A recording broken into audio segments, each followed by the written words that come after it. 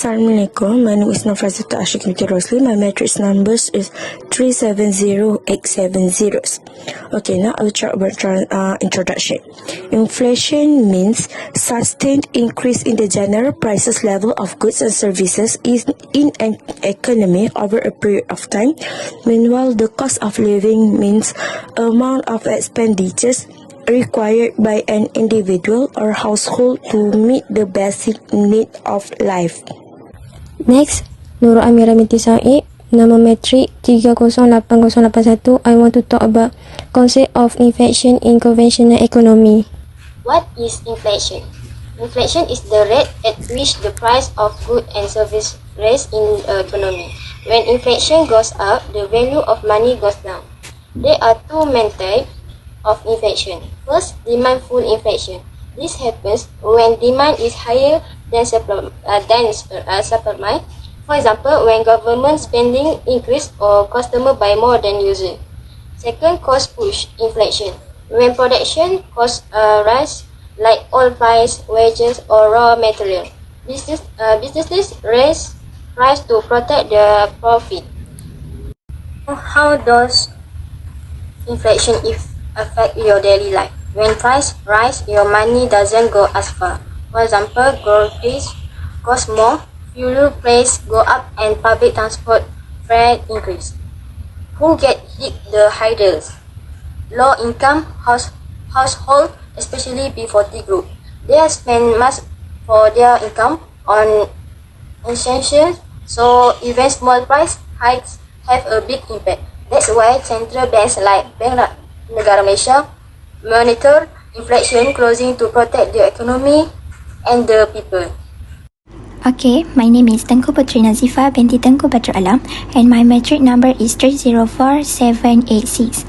I want to share about 3.0 is Islamic perspective on inflation and the cost of living.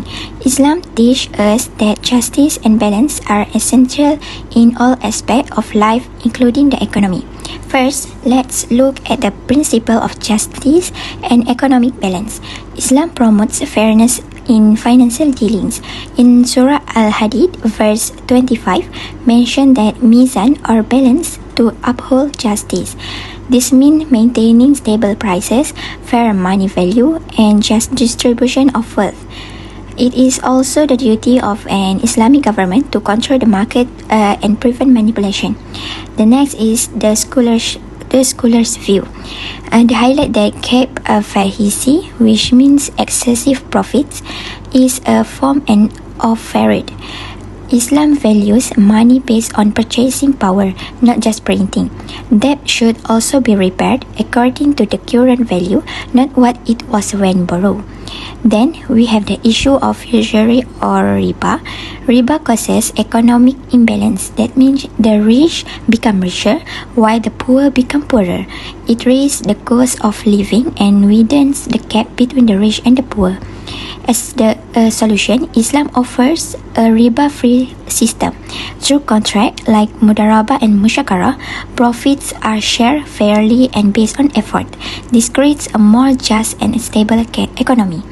Finally, in conclusion, Islam strongly rejects usury and fraud. It emphasizes true value, fairness, and helping the weak, leading to a more sustainable economic system for all. I will continue to explain 4.0, role of zakat in addressing inflation and cost of living. There are many types of zakat, but for this section we will only focus on 3 zakat, which is income zakat, business zakat, and property zakat. Zakat income includes all types of wages, payments, or work done periodically through halal sources. Property zakat is zakat that includes various types of imposed on property owned by individuals or institutions. Business zakat. Business zakat is imposed on business assets that have grown and reached the nisab, whether based on manufacturing, mining, services, and so on, for the purpose of buying and selling. So, how zakat helps the poor during inflation? Zakat can help this group with basic needs. With this, receiving zakat can prevent hunger, homelessness, and hardship during inflation because the rich transfer part of their wealth, which is 2.5% of their wealth. Zakat institution in Malaysia. There are several zakat institution in Malaysia, but I choose Selangor Zakat Board. In short term, is known as LZS. The objective of LZS is to reduce poverty rates, remove people from the shackles of poverty, and provide education for independence. LZS provides several programs such as Social Development Program, Economic Development Program, and Human Development Program. Next, about case studies and success stories. I choose LZS again. LZS runs a monthly financial assistance program which aims to help the cost of living of this group in daily needs. That's all from me. Thank you.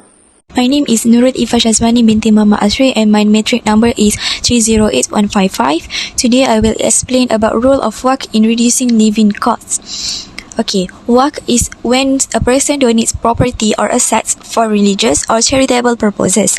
Once made WACC, it cannot be sold, inherited or transferred.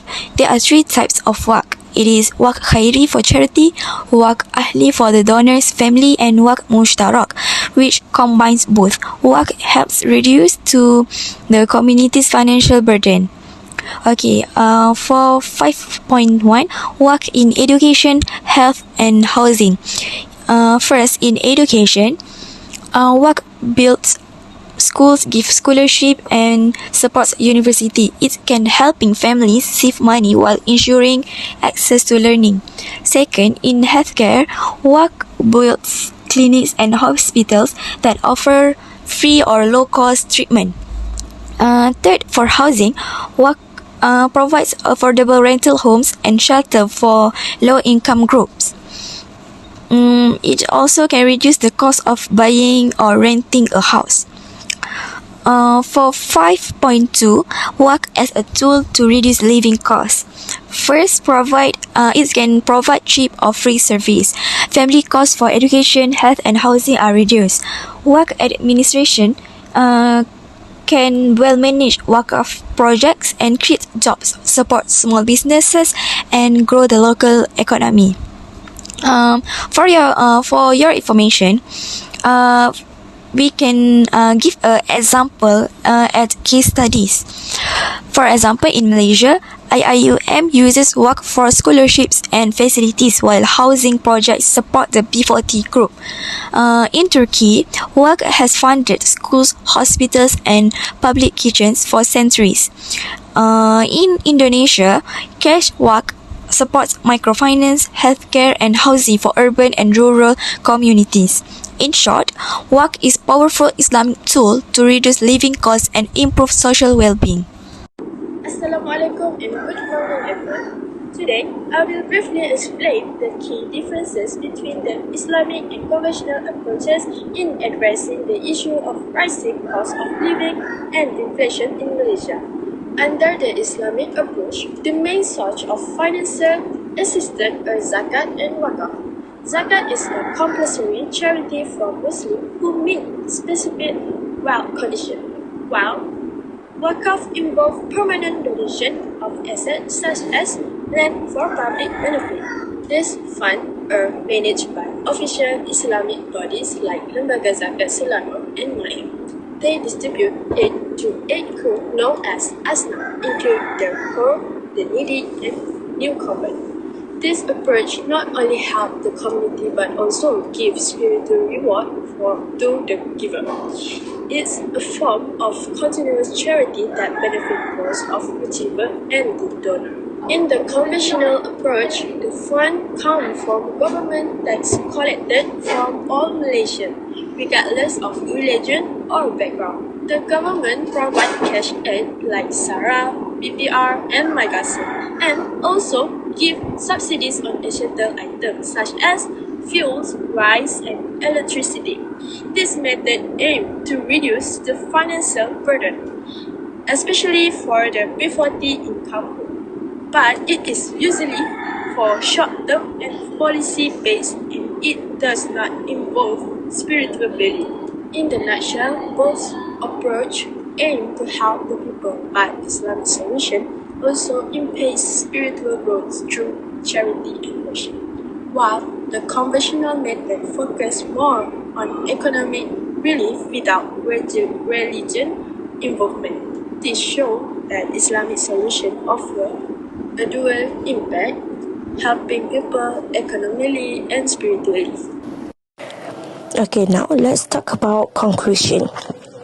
Solution for this issue is improvement in government system, use of digital technology, increased collaboration with relevant institutions, and we hope that Islamic economic system can be one of the important role in achieving the overall well-being of the Ummah.